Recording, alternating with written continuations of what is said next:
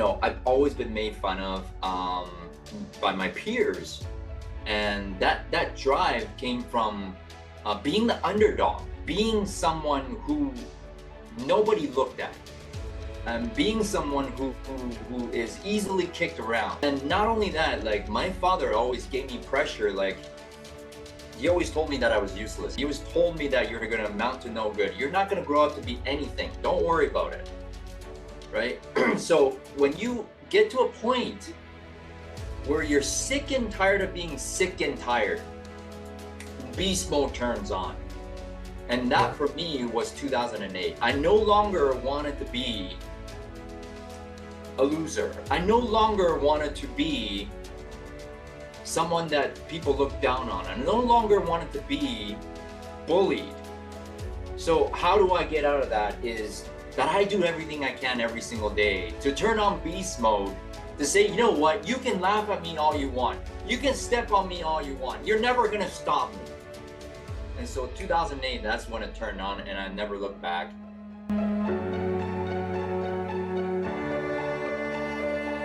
We always say, stumble through it, right? Stumble through it. Stumble through And it. don't worry if the plan doesn't go as well. Have a vision and have an idea, but it doesn't have to be, like, straight ahead. Yeah.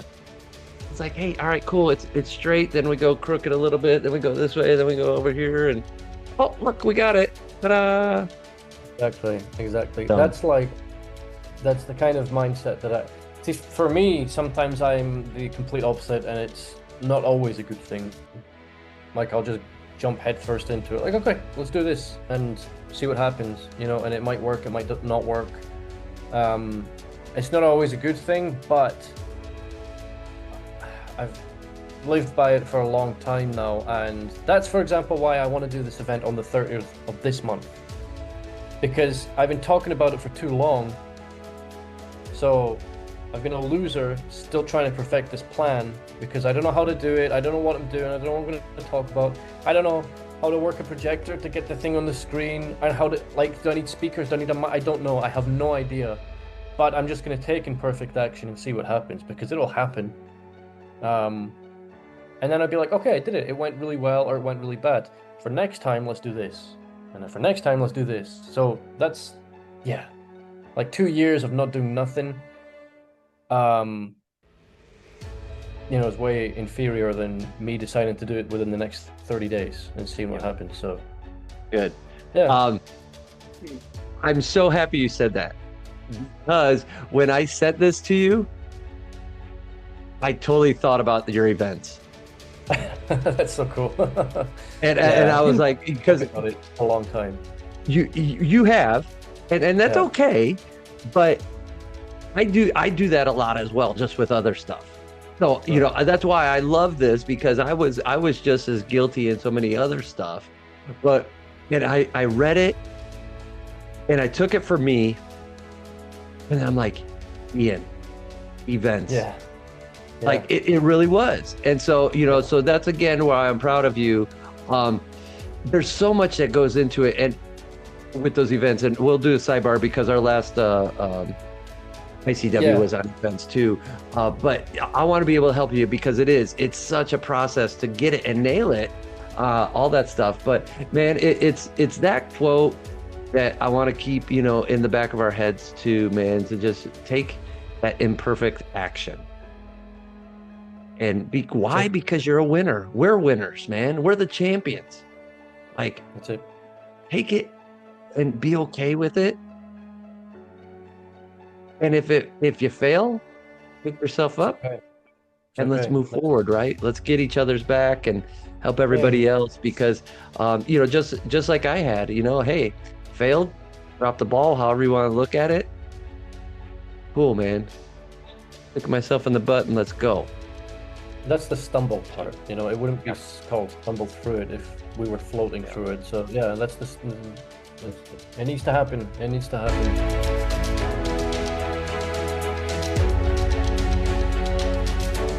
That's a visualization for me that I could see every day, and I could see their names. Yeah.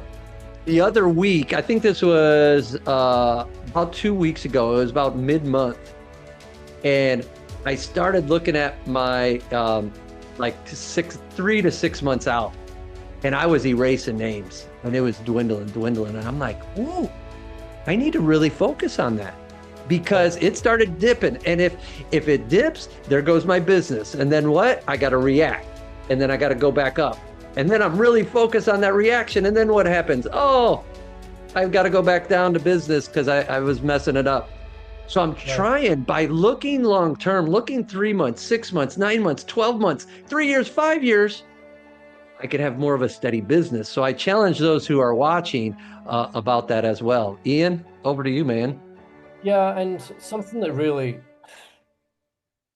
pisses me off is everybody that gets into real estate gets into it for similar reasons, not always the same reasons, but we want more money, we want more time. We get into real estate and realize that, yeah, the money's there, but the time, it's like this for me personally, this business demands all of the time that I have.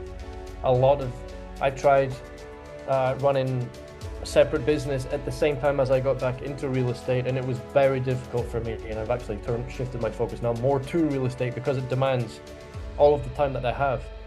And people that get into the entrepreneurial mindset of things like, okay, I'm doing this for my own now, for my family. There's no paycheck here. I need to sell to eat. I need to sell so my kids can go off to college or whatever, for your vacations. And everybody talks about what you just spoke about, but I would bet maybe like 5% of agents actually do it. And I think that's ridiculous, and it annoys me. It really does, because you can try and help others, and they'll take the notes, and they'll read the books, and they'll go to the conference, and they'll take the lessons or the class and all the rest of it, and then they'll use that to make themselves feel better. Like, oh, I did this course, and I did this and did that and did that. And then they'll tell others about it, and it's really cool. But when they look at their numbers, if they even look at their numbers, or they look at their lifestyle, it's not aligned with who they want to be or who they think they are. And at the end of the day, man, they're just lying to themselves. Who cares where you are if you don't know where you're going? It doesn't make sense. And that you were just talking about it there, and I was like, this is really cool. If only people would just take it and do it, it would make a huge difference. And just start with 30 days. What's 30 days of your life? Yeah, it's nothing. I started drawing on myself as like a kid all the time, because I draw a lot, right? And I'm cool. artsy, right? So I like doing that stuff. My mom hated them, of course, and she's kind of old school, right? And she's like, you cannot have a tattoo if you're living with me. And I think a month after I turned 18, I moved out and started getting tattoos. My favorite one now is probably this one. It says Dad. Oh my gosh, it's gonna be hard to see. It says Dad, and it's got a heart, but the heart looks broken, right? So maybe she was 5 at the time, or 5 or 6 years old, but I wanted her to draw her hearts, because she draws these type of hearts all the time, and then write Dad, and I wanted that tattoo. So she did it, she drew it, and I was like, why? I love it, but why is it broken? Why is the heart broken? And there's a lot of magic in kids if you just pay attention. They're definitely here to remind us, like, the value of living in the moment and how much love is needed on this earth. But she was like, it's not broken. It's sewed together so it never breaks again. Right. Jeez, man, it's like philosophical life lessons from a 5-year-old. I was like, wow. Crazy.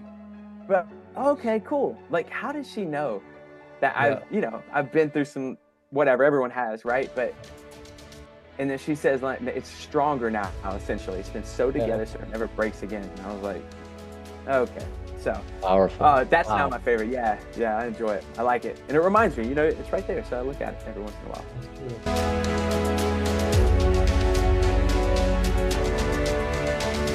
And I've lived through several shifts. The last one that I could really point to that's similar was in the financial side of it with loans, right? In 2008, 2009, TILA, CFPB, Dodd-Frank substantially affected how mortgage brokers operated and mortgage companies. And it even affected what in the lending side is called manufacturing costs. So like the cost to produce a loan became more expensive. And there was a moment where the folks that were operationally excellent made it and the ones that weren't didn't. And so that's the parallel I look for. I think a lot of times, whether we're talking about leadership or just human psychology, Rene Rodriguez is a good friend of mine. He's the author of Amplify Your Influence. He's got this really good exercise where he'll walk off on stage in the middle of talking and it freaks everybody out. He doesn't say anything, comes back like, 45 seconds later, but it feels like an eternity. And then ask the crowd like what just happened, and people yell out like concern, worry, like what's wrong, right? And people even say like you were distracted, you don't care, like all kinds of things pop into your head. And I think that's what happens in a moment where you don't know what to tie it to, what parallel to think about. So I think that's what happened. Again, it was almost like two collective moments. One was in March 15th, when everybody found out about the settlement, and it lasted for about 30 days. And then everyone kind of took a very mellow summer off and forgot about it until we were about 30 days out. And I made statements that were super logical and grounded in theory and reading. And everyone's like, what's he talking about? I'm like, what are you talking about? How do you not understand what I'm talking about? Like, I've been talking about this all year. Like, we all found out the same day. I don't know why anyone's acting surprised that I changed some business processes, right? Like, we have new information, we came out with new rules and new paperwork. That's what happens when the rules change. But again, it's a reminder to me of parallels I've seen before, right? So if you don't have the information, your brain creates worst possible scenarios. And I think, I have small kids and I'm watching them grow and kind of experience life. And so it's such a good reminder. And so on the real estate side, like, you guys don't have to invent anything. Like, we have really clear parallels, whether it's the commercial real estate world or, to me, it's seller representation, right? So I tell everybody, every buyer's agent is now a listing agent. You have to have a solid presentation. You have to have solid value proposition. You have to be able to articulate the service you're willing to render for the fee you're willing to collect. And you have to ask, right? That's a listing presentation. And then again, where people get lost, including the media, because I've done a ton of media, like the gotcha question every news reporter is asking me, it's like, what's the new fee going to be? I say the new fee is going to be what the new fee is, right? Because on the listing side, we literally have all kinds of models. We have the no model, which is FSBO, which tends to be between 10 to 12% of every seller, depending on the amount of supply. If you go back over a 20-year period, the least amount of FSBOs we had was, guess what year? 08, 09, when you couldn't throw a rock and not hit a for sale sign, and you had 18 months of inventory. And the most FSBOs we've ever had is when you have, one offer in 17, or one property in 17 offers. And it's really a supply demand scenario. So I tell, like, you ask me what's changing. We now will have FSBO buyers, right? That's the easiest way to say it. DYI, unrepresented, fill in the word, but I say FSBO buyer because agents can, oh, okay, I know what that means, right? So we haven't dealt with that before. Now we legitimately have that. Today, in any market, there is a flat fee company that will do it for hundreds of dollars. You stick it in the MLS and put the seller's phone number, and they've been around I've been licensed for 23 years, and they've always existed. So that will happen in the buy side. And there will be a menu of service companies. Ironically or not, Josh Sitzler created one and launched it last week, but we won't talk about that on this podcast. We'll focus on leadership. And then you'll have the range of percentage, whether it's a small percentage or a larger percentage based on services and white glove or not. So when I say that's agents, then it kind of calms them down because they can anchor to something they're familiar with. And your question was like, how do you lead through this kind of stuff? That's, to me, it's like, stay calm, breathe, and then find a parallel industry if you don't find it inside of yours. Like there's always almost like there's been 100 billion humans who've walked the earth in the 200,000 years of recorded like Homo sapien history. There's almost always a parallel. There's almost always a similar thing that we can learn from, model and move forward.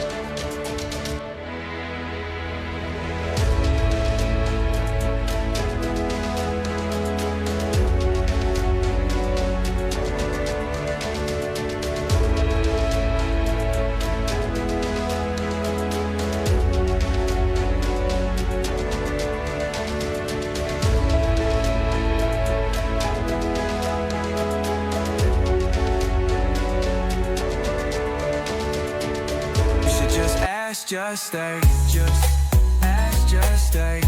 You should just ask Justak, just ask Justak. You should just ask Justak.